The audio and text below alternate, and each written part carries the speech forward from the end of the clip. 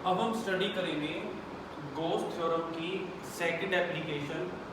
इससे पहले हमने इलेक्ट्रिक फील्ड निकाली थी एक infinitely long straight charge wire के लिए।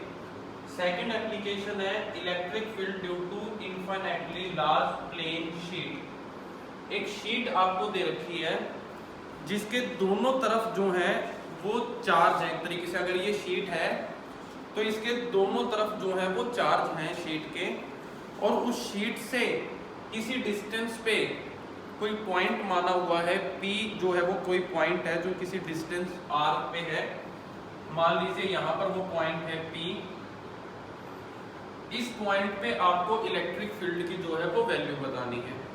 तो पहला क्वेश्चन, तो चार्ज शीट जो है इससे इलेक्ट्रिक फील्ड की डायरेक्शन कैसी होगी। तो अगर आपको मैं एग्जांपल दूं तो आप ब्रश यूज करते हो तो ब्रश कैसी होती है, एक फ्लैट सरफेस पे उसके हेयर्स ऐसे निकले हुए होते हैं, स्ट्रेट बिल्कुल सब। इसी तरीके से जो प्लेन शीट है आपकी उस पे भी इलेक्ट्रिक फील्ड ऐसे ही होगी। अगर ये शीट ऐसे है तो इलेक्ट्रिक फील्ड इस तरफ होंगी बिल्कुल स्ट्रेट। अब शीट है, चार्ज दोनों तरफ है शीट पे, तो इधर वाले के लिए इलेक्ट्रिक फील्ड लाइन फिर ऐसी होंगी, दोनों तरफ इस तरीके से और इस तरीके से होंगी हमारे पास। ठीक है, तो जब हम एप्लीकेशन हम स्टार्ट करते हैं, लास्ट हमने की थी तो हमने बताया था कि 4 स्टेप्स में हम एप्लीकेशन खत्म करते हैं। पहला स्टेप सरफेस कंसिडर करना, दूसरा स्टेप फ्लक्स निकालना, तीसरा चार्ज निकालना और चौथा गॉस थ्योरम अप्लाई करना। पहला स्टेप जो है उसमें हमें एक ऐसा गॉसियन सरफेस लेना है जिसकी 2 कंडीशन है।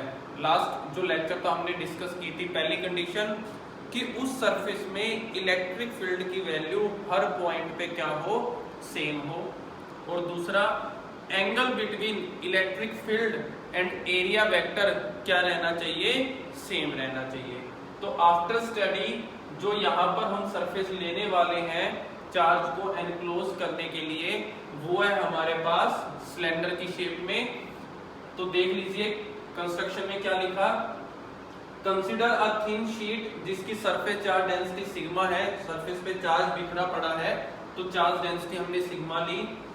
एक गॉसियन सरफेस हमने in the form of close cylinder consider किया है। क्लोज सिलेंडर अभी हम बनाएंगे इसमें, और इस तरीके से बनाएंगे कि उसकी एक्सिस जो है वो प्लेन पे शीट के ऊपर नॉर्मल, अगर ये शीट है तो सिलेंडर इस तरीके से होगा कि उसकी एक्सिस इस पे परपेंडिकुलर रहे, और P पॉइंट सिलेंडर के फ्लैट सरफेस पे आए। एक बार बना लेते हैं, देख लीजिए।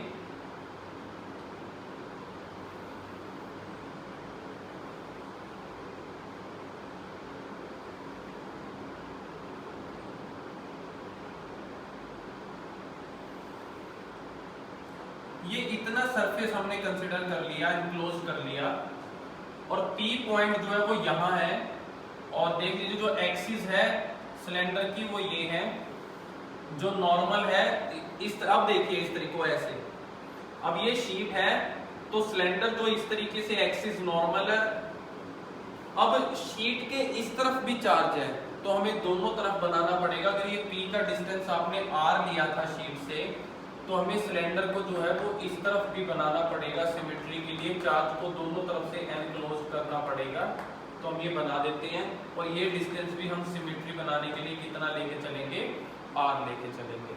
तो ये हमने एक पोर्शन है, जैसे ये शीट है तो इसके इधर वाला पार्ट और इधर वाला पार्ट दोनों तरफ से इतने चार्ज को, जिसका सरफेस एरिया हम मान लेंगे बाद में, तो उसको हमने कर लिया एनक्लोज चार्ज को। इस तरीके से एनक्लोज किया कि अब सिलेंडर आपको पता है सिलेंडर का तो एक तो कर्ड सरफेस होगा और 2 फ्लैट सरफेस होंगे, ये और ये फ्लैट। P पॉइंट किस पे आ रहा है, फ्लैट सरफेस पे आ रहा है। तो अब देखिए शेप क्लोज सिलेंडर की हमने ली है जिसका एक्सिस नॉर्मल है शीट ऑफ चार्ज पे, ये एक्सिस है जो नॉर्मल है शीट के ऊपर, देख लीजिए ऐसे। P is on the flat surface, और P जो है ये P है तो वो फ्लैट सरफेस के ऊपर आ रहा है। Extend equally on both side, sheet के दोनों तरफ सरफेस को हमने एक्सटेंड कर दिया, ये भी R लिया, ये भी R लिया, इक्वली लिया है। E जो है वो सेम रहेगा हर पॉइंट पे प्लेन सरफेस के, और थीटा जो है वो 0 रहेगा फ्लैट सरफेस के लिए और 90 रहेगा कर्व के लिए। कैसे, देखिए शीट ऐसे है, पॉजिटिव चार्ज है, तो इलेक्ट्रिक फील्ड की डायरेक्शन ये डायरेक्शन है इलेक्ट्रिक फील्ड की।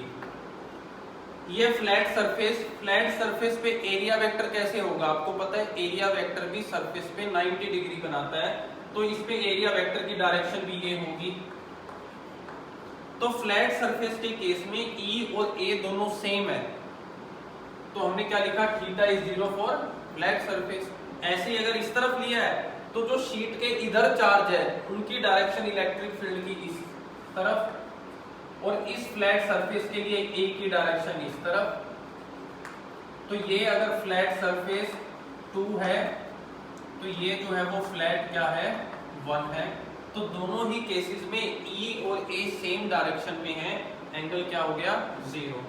लेकिन जो कर्व सरफेस है इसका, सिलेंडर का जो कर्व सरफेस है, उस पे अगर आप कहीं भी कोई पार्ट लोगे सरफेस का तो एरिया वेक्टर ये डायरेक्शन दिखाएगा आपको A, और जबकि इलेक्ट्रिक फील्ड की डायरेक्शन तो ये है, तो दोनों के बीच में एंगल कैसा हो गया 90 का। तो आपने लिखा एंगल 90 रहेगा किसके लिए, curve surface of every point, curve surface के हर पॉइंट के लिए, चाहे आप नीचे लो चाहे ऊपर में लो। आगे समझ में आपको, प्लेन शीट लिया, दोनों तरफ से चार्ज एनक्लोज कर दिया, सिलेंडर की शेप में एक कर्व सरफेस, दो फ्लैट सरफेस, फ्लैट सरफेस पे E और A सेम डायरेक्शन में तो एंगल 0, कर्व सरफेस पे E और A एक दूसरे के perpendicular, P point flat surface के ऊपर लाई करता है जिसका चार्ज से डिस्टेंस R है हमारे पास। फर्स्ट स्टेप कंप्लीट हो गया। सेकंड स्टेप में हम क्या करते थे, टोटल फ्लक्स निकालते थे जो लिंक है गॉसियन सरफेस के साथ। तो देखिए अब total flux link with Gaussian surface इसके equal closed integral of E dot ds।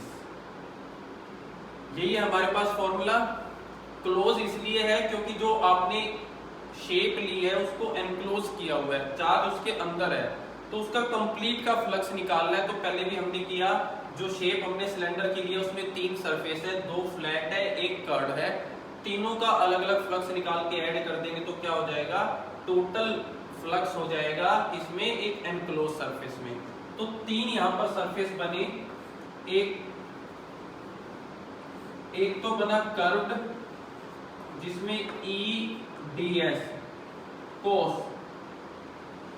Curve के लिए कोस थीटा, थीटा क्या है A और E के बीच में 90, तो ये आ गया theta 90, flat 1 E ds, flat surface में आपने अभी पढ़ा एंगल जो है 0 है क्योंकि दोनों सेम डायरेक्शन में है, फ्लैट सेकंड, वहां पे भी एंगल क्या है 0। अब देख लीजिए, जहां cos 90 वहां तो कुछ भी नहीं 0, ये तो खत्म। यहां भी 1 cos 0 की वैल्यू, वहां भी 1, तो जो रिजल्ट आएगा वो ये 0 हो जाएगा, और ये आ गया E ds plus E ds, तो ये क्या हो गए 2 E ds। E तो सेम है हर जगह, बाहर ले लीजिए, अंदर रह गया ds। और हम मान लेते हैं कि जो एनक्लोज सरफेस है, ये जो सरफेस है, लेट इसका एरिया जो है वो S है, अभी फिलहाल मान लेते हैं, तो इसको टोटल कितना आ जाएगा 2ES, इक्वेशन नंबर 1 लिख भी देते हैं। Let S is the surface area of flat surface, यहां लिख देते हैं, let S is the surface area of flat surface. Flat surface का मीनिंग है यहाँ है ना फ्लैट सरफेस जो राउंड लगेगा ऐसे, ये जो होगा गोल एरिया सिलेंडर का, उस पे। 2 स्टेप हो गए, गॉसियन सरफेस ले लिया, दूसरा आपने क्या कर दिया, फ्लक्स निकाल लिया, तीसरा क्या था आपके पास स्टेप, चार्ज निकालना। तो charge on this enclose surface, now charge on in enclose surface, Q किसके इक्वल होगा, सरफेस चार्ज डेंसिटी इनटू में किस सरफेस पे लेना है, एस सरफेस पे लेना है। सरफेस एरिया कितना मानना है एस, और सरफेस चार्ज डेंसिटी क्या है सिग्मा, तो क्यू आ जाएगा आपके पास। तो ये आ गया आपके पास इक्वेशन सेकंड। 3 स्टेप पूरे, गॉसियन सरफेस, टोटल फ्लक्स और चार्ज। 4th step, according to Gauss law phi is equal to Q upon में एप्सिलॉन नॉट। फाई की वैल्यू तो ये, क्यू की वैल्यू ये, पुट करिए इसमें। फाई की जगह रख दिया आपने 2ES, क्यू की जगह रख दिया sigma S into epsilon not. S से S कट गया और जो E की वैल्यू आई वो आई सिग्मा अपॉन में 2 एप्सिलॉन नॉट। ये है वो इलेक्ट्रिक फील्ड किसकी वजह से है, जो इनफाइनाइटली लार्ज प्लेन शीट की वजह से है। ये आंसर है इसका। ध्यान देने वाली बात समझिए, इस फॉर्मूले में कहीं भी R नहीं है। पहले वाले जो फर्स्ट एप्लीकेशन थी उसमें था। यहां R ना होने का मीनिंग क्या हुआ कि ये पॉइंट P अगर और आगे आ जाए तो भी इलेक्ट्रिक फील्ड की वैल्यू क्या रहेगी सेम, और थोड़ा पीछे चला जाए तो भी इलेक्ट्रिक फील्ड की वैल्यू प्लेन शीट में क्या रहेगी सेम, क्योंकि R तो है ही नहीं। पर आप कहोगे जी हमने तो पढ़ा है कि E तो इनवर्सली प्रोपोर्शनल होती है R के, तो आप चीजें याद तो रखते हो लेकिन पूरी चीजें याद नहीं रखते। वो जो आपने फॉर्मूला किया वो किया आपने कब, जब इलेक्ट्रिक फील्ड किसकी वजह से है, पॉइंट चार्ज की वजह से है। पर यहाँ पे इलेक्ट्रिक फील्ड किसकी वजह से है, एक बहुत बड़ी प्लेन शीट की वजह से है, तो इसलिए यहाँ पर ऐसा नहीं होगा। फिर भी कुछ बच्चे कहेंगे जी बात जो है वो थोड़ी जमी नहीं, मजा नहीं आया कुछ, तो थोड़ा सा एक्सप्लेन कर दो इस चीज को। तो देख लीजिए, एक्सप्लेन कर देते हैं। अगर आपने प्लेन शीट ली है, चार्ज यूनिफॉर्मली इसके ऊपर है, तो आपको पता है इलेक्ट्रिक फील्ड लाइंस की डायरेक्शन होंगी ये।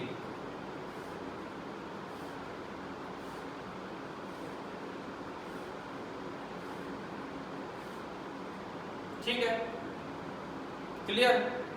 अगर आपने पॉइंट चार्ज दिया है तो इलेक्ट्रिक फील्ड लाइंस की डायरेक्शन आपको पता है, चारों डायरेक्शंस में जो है इलेक्ट्रिक फील्ड लाइंस ऐसे दिखाई जाएंगी।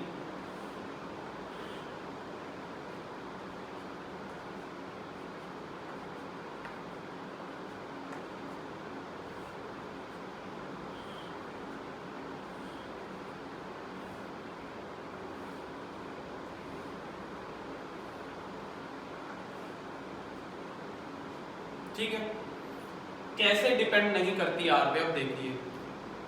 पहले आप स्ट्रेंथ निकाल देते इलेक्ट्रिक फील्ड की। जब हमने यूनिट स्टार्ट की, इलेक्ट्रिक फील्ड लाइंस वगैरह पढ़ी, तो आप ये बताते थे कि जहां क्राउडिंग ज्यादा होती है वहां पे फील्ड ज्यादा होती है। अब देखिए, मैंने एक बार पॉइंट को यहां माना और उस पर एक रिंग डाल ली। जैसे आप पता लगाते थे रिंग दोनों, एक बार पॉइंट यहाँ है और मान लीजिए एक बार पॉइंट यहाँ पे है, तो इक्वल रेडियस की हम रिंग बना लेते हैं, एरिया कंसीडर कर लेते हैं उस पॉइंट के अराउंड, और फिर ये काउंट कर लेते थे कि कितनी लाइंस उसमें आ रही हैं।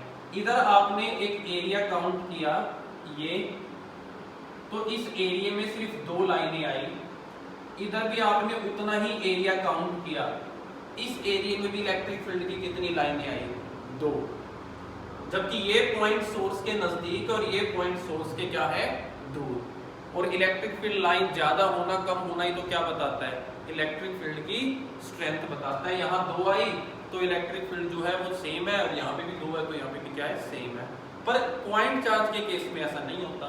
आपने पॉइंट यहां माना और एक बार आपने पॉइंट यहां माना, यहां आपने सर्कल ड्रॉ किया,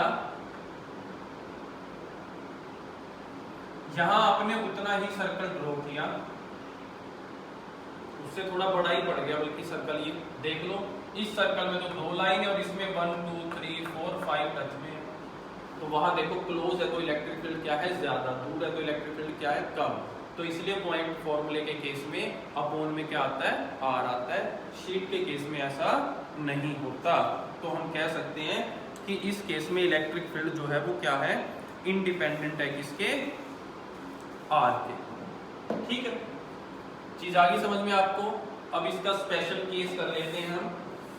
कुछ स्पेशल केसेस है हमारे पास दो इसके, सेकंड एप्लीकेशन फिर आपकी ओवर हो जाएगी। पहला स्पेशल केस करते हैं कि जब अगर ये जो आपको शीट दे रखी है ये थिन होने की बजाय थिक हो जाए थोड़ी सी, अभी तो पेज बिल्कुल पतली सी थी, अब इसकी थोड़ी थिकनेस बढ़ा देते हैं। When sheet have uniform thickness, case first, when sheet have uniform thickness, अगर थिकनेस है कुछ उसके पास तो शीट कैसी हो जाएगी, अब शीट ऐसी हो जाएगी।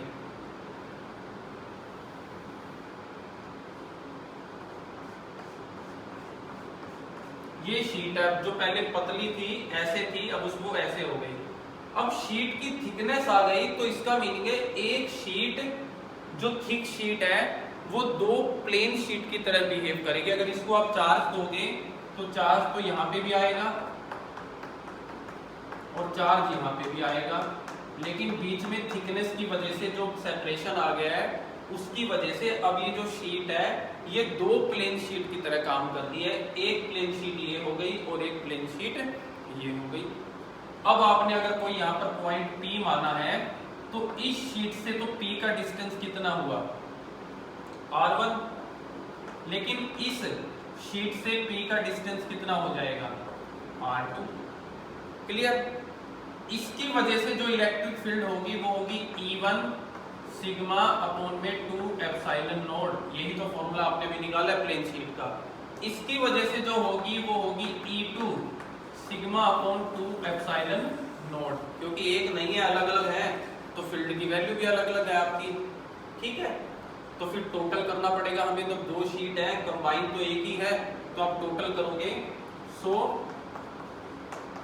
टोटल इलेक्ट्रिक फील्ड तो E किसके इक्वल आएगा E1 प्लस E2, तो ये आ गया सिग्मा अपॉन में 2 एप्सिलॉन नॉट और ये आ गया, तो दोनों में से 2 आ जाएगा आपके पास, सिग्मा अपॉन में 2 से 2 कट गया और आंसर क्या आ गया ये आ गया आपके पास। ये कब, जब आपके पास जो शीट दे रखी है वो क्या हो जाए थिक हो जाए, तो डिनोमिनेटर वाला जो 2 था वो क्या हो जाता है खत्म हो जाता है। ये पहला स्पेशल केस है। दूसरा स्पेशल केस देखिए, अब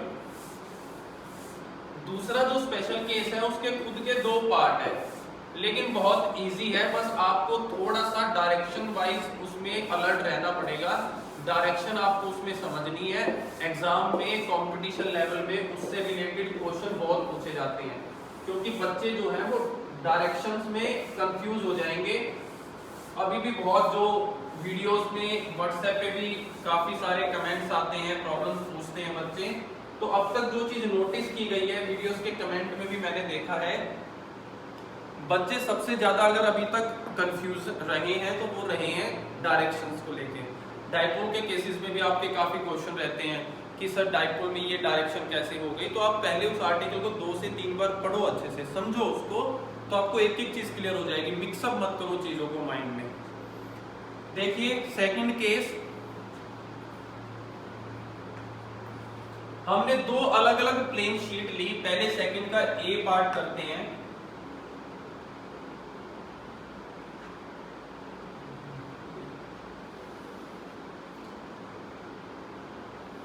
इतना सेपरेशन है। पहले केस में हम दोनों शीटों पे चार्ज सेम लेंगे, एक पोलैरिटी का प्लस प्लस, सेकंड केस में एक पे प्लस एक पे माइनस। चार्ज लिया आपने, अंदर की साइड हमने माना सिर्फ अभी इसके। 3 केस करेंगे, एक बार पॉइंट को मानेंगे यहां पर, एक बार पॉइंट को दोनों के बीच में, और एक बार यहां पर। इसको हम बोलते हैं आउट राइट, बाहर की तरफ राइट साइड में निकलता हुआ। ये है आउट लेफ्ट, लेफ्ट साइड बाहर की तरफ, और इसको कहेंगे विद इन। ये 3 पोर्शन है हमारे पास। ठीक है, पहले जब पॉइंट हमने यहां माना तो ये पॉजिटिव चार्ज है, पॉजिटिव से इलेक्ट्रिक फील्ड की डायरेक्शन इस तरफ होती है। अच्छा, हम फर्स्ट केस ले रहे हैं तो चार्ज जो है वो सेम पोलैरिटी का है, सेकंड केस में लेंगे अपोजिट पोलैरिटी को। जब चार्ज हमने यहां माना तो ये हमारे पास क्या है, पॉजिटिव चार्ज है, तो इलेक्ट्रिक फील्ड की डायरेक्शन तो पॉजिटिव से बाहर की तरफ होती है, तो इस पॉइंट पे तो इस तरफ आएगी, तो जो फेस होगा वो ये होगा, डायरेक्शन ये होगी। तो सिमिलरली यहां से भी जो होगी डायरेक्शन वो ये होगी। अब आपको माइंड में देखो एक चीज क्लियर रखनी पड़ेगी, अगर इलेक्ट्रिक फील्ड इस तरफ को पॉजिटिव ले रहे हो तो फिर इस तरफ को नेगेटिव लेना पड़ेगा। देखो, क्योंकि थर्ड केस में पॉइंट यहाँ भी लेना है, फिर इलेक्ट्रिक फील्ड की डायरेक्शन पॉजिटिव से आउटवर्ड में आप इस तरफ दिखाओगे, तो या तो इसको नेगेटिव ले लो या उसको नेगेटिव लेना पड़ेगा, फिर ऐसे तो कंफ्यूज हो जाओगे आप। तो हम जनरली क्या करते हैं, इस तरफ वाले को हमेशा पॉजिटिव लेते हैं, उस तरफ वाले को नेगेटिव, ऐसा ही करते आए हैं। इधर हो तो आप पैरेलल ले लेते हो, इधर एंटी पैरेलल, तो हम इनको जो है वो नेगेटिव वैल्यूज में लेंगे कि ये अपोजिट डायरेक्शन में जा रही हैं, लेकिन वैसे दोनों की डायरेक्शन क्या है, सेम। इसकी वजह से जो इलेक्ट्रिक फील्ड होगी वो होगी सिग्मा अपॉन में 2 एप्सिलॉन नॉट, लेकिन साइन कैसा लगेगा, माइनस का लगेगा। अच्छा, ये भी कह देते हैं कि इसकी सरफेस चार्ज डेंसिटी सिग्मा है और इसकी सरफेस चार्ज डेंसिटी जो है वो सिग्मा 2 है, दोनों के अलग अलग है, सिग्मा 1 सिग्मा 2। सिमिलरली इसकी वजह से जो इलेक्ट्रिक फील्ड होगी वो होगी माइनस सिग्मा 2 अपॉन में 2 एप्सिलॉन नॉट। माइनस साइन सिर्फ इसलिए कि हमने उस डायरेक्शन को पॉजिटिव मानना है, तो इसलिए यहाँ क्या है, नेगेटिव है। क्लियर, दोनों इलेक्ट्रिक फील्ड आ गई, डिस्टेंस मैटर ही नहीं करता, ये r कम है ये ज्यादा है, लेकिन आपने देख लिया शीट के केस में मैटर नहीं करता। तो टोटल E जो है वो क्या होगी, E1 plus E2 minus common ले लूं और साथ में क्या कॉमन ले लूं, 2 एप्सिलॉन नॉट, तो अंदर रह गया सिग्मा प्लस सिग्मा 2।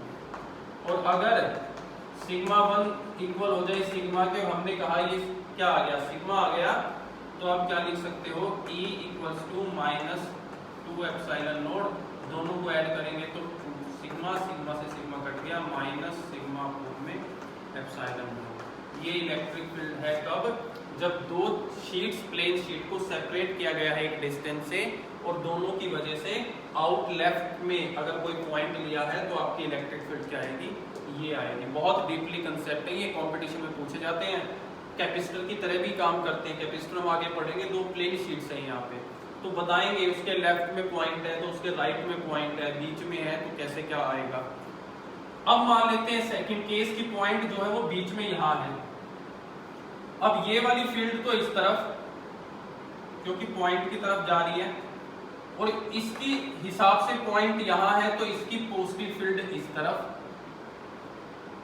दोनों पॉजिटिव चार्ज की वजह से इलेक्ट्रिक फील्ड है, लेकिन पॉइंट यहाँ है तो ये वाला तो इस डायरेक्शन में लगा रहा है, ये वाला इस डायरेक्शन में। अब आपको पता है उधर वाले को तो पॉजिटिव लेना है और इधर वाले को क्या लेना है, नेगेटिव। तो इसकी वजह से तो जो आएगी वो आएगी E1 equals to sigma 1 upon में 2 एप्सिलॉन नॉट, लेकिन इसकी वजह से जो आएगी E2 वो होगा माइनस सिग्मा 2 अपॉन में 2 एप्सिलॉन नॉट। तो टोटल E किसके equal, plus E2 sigma upon में 2 एप्सिलॉन नॉट, मैंने कॉमन ले लेते हैं 1 बाय सिग्मा, अंदर रह गया सिग्मा 1 माइनस सिग्मा 2। ठीक है, ये है। और अगर दोनों पे चार्ज डेंसिटी सेम हो, सिग्मा 1 इक्वल हो sigma 2 equals to sigma, then electric field की वैल्यू क्या हो जाएगी, 0, क्योंकि ये दोनों क्या हो जाएंगे, 0। तो अगर दोनों की सरफेस चार्ज डेंसिटी सेम है और आपने पॉइंट मिड में लिया है या इधर उधर भी लिया है, बीच में है कहीं भी, क्योंकि r का तो कोई फर्क नहीं पड़ रहा, तो उस पे इलेक्ट्रिक फील्ड क्या हो जाएगी, 0 हो जाएगी। थर्ड केस, जब पॉइंट आ गया आपकी राइट डायरेक्शन में, तो इसकी डायरेक्शन तो इस तरफ, इसकी वजह से ये सेकंड है हमारे पास, तो E2 की वजह से तो क्या आया, सिग्मा 2 अपॉन में 2 एप्सिलॉन नॉट, और इसकी डायरेक्शन भी सेम बाहर की तरफ, तो E1 भी क्या आया, सिग्मा 1 2 एप्सिलॉन नॉट। तो टोटल E किसके इक्वल है, E1 प्लस E2, और ये आ गया 1 अपॉन 2 एप्सिलॉन नॉट, कॉमन ले लिया, सिग्मा 1 सिग्मा 2, और फॉर्मूला तो ये है ही, अगर लेकिन ये दोनों इक्वल हो जाए तो फिर E की वैल्यू क्या हो जाएगी, 1 अपॉन 2 एप्सिलॉन नॉट 2 सिग्मा, 2 से 2 कट गया, सिग्मा 4 में एप्सिलॉन नॉट। तो डिफरेंस देख लीजिए, लेफ्ट साइड में वही सेम क्वांटिटी माइनस के साथ है और राइट साइड में वही सेम क्वांटिटी प्लस के साथ है। आगे बात आपको समझ में। अब इसी का ही हम सेकंड केस करेंगे, लेकिन उसमें चार्ज जो है वो डिफरेंट पोलैरिटी के हम लेंगे।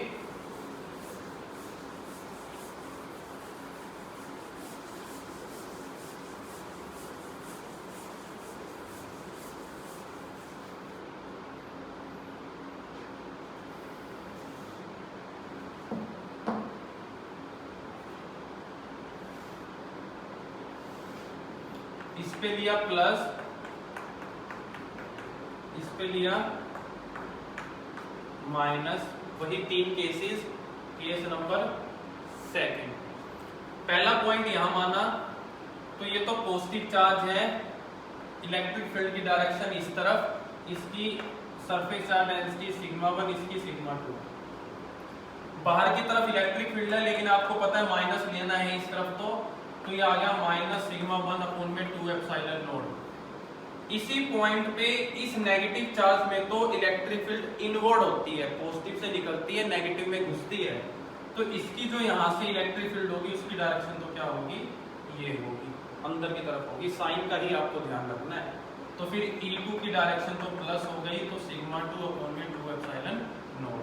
तो लेफ्ट के लिए जो केस आएगा, टोटल जो आएगा वो होगा E1 प्लस E2।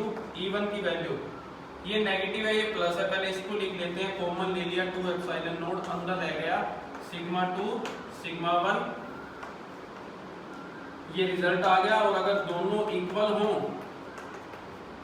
तो ये दोनों तो इक्वल होते ही 0 हो जाएंगे, तो E की वैल्यू क्या हो जाएगी, 0। तो अगर लेफ्ट में कोई पॉइंट लिया है और चार्ज अपोजिट है तो बाहर, यानी दो कॉम्बिनेशन ऑफ शीट से बाहर E की वैल्यू क्या रहेगी, 0। सेकंड केस, आपने बीच में पॉइंट माना तो इस पॉजिटिव चार्ज से तो इस डायरेक्शन में, तो E1 तो पॉजिटिव हो गया, यहां भी यही डायरेक्शन आएगी क्योंकि इतने डिस्टेंस पे इलेक्ट्रिक फील्ड इनवर्ट होती है नेगेटिव की तरफ, तो E2 भी पॉजिटिव हो गई, दोनों पॉजिटिव हैं। टोटल E क्या होगा, कॉमन ले लिया मैंने नीचे से, ऊपर आ गया sigma 1 plus sigma 2। If sigma 1 equal हो सिग्मा 2 के इक्वल सिग्मा, तो इलेक्ट्रिक फील्ड जो आएगी वो हो गई 2 सिग्मा 2 एप्सिलॉन नॉट, 2 से 2 कट गया, आंसर आ गया एप्सिलॉन नॉट। ये वो वैल्यू है जब अपोजिट चार्ज की प्लेट्स के बीच में पॉइंट रखा हुआ है कहीं भी हो। Third case, point right direction में। अब पॉजिटिव चार्ज से तो डायरेक्शन बाहर की तरफ, तो E1 की वैल्यू तो आई प्लस में, लेकिन नेगेटिव चार्ज में तो आपको पता है इनवर्ट डायरेक्शन में मानी जाती है, ये इलेक्ट्रिक फील्ड इस पॉइंट से अंदर की तरफ होगी, तो E2 जो है वो माइनस सिग्मा 2/2 एप्सिलॉन नॉट होगी। तो टोटल E किसके इक्वल, E1 प्लस E2, लेकिन E2 तो माइनस का है तो नीचे से 2 एप्सिलॉन नॉट कॉमन ले लिया और सिग्मा 1 माइनस सिग्मा 2, ये रिजल्ट है। और अगर चार्ज डेंसिटी सेम हो तो आंसर क्या आ जाएगा, 0। यानी कि अगर दो प्लेन शीट्स पे पॉजिटिव और नेगेटिव अपोजिट पोलैरिटी है तो शीट्स के बाहर चाहे लेफ्ट हो चाहे राइट हो, इलेक्ट्रिक फील्ड क्या आ रही है, 0, और विद इन क्या आ रही है, sigma by epsilon naught. This is the second application of Gauss theorem, plane sheet से रिलेटेड। और उसके स्पेशल केसेस हमने किए जो बहुत इंपॉर्टेंट है, जहां से एग्जाम्स में क्वेश्चन आते हैं। थर्ड एप्लीकेशन हमारे पास है जो हम नेक्स्ट लेक्चर में करेंगे, वो स्फेरिकल शेल के लिए होगी।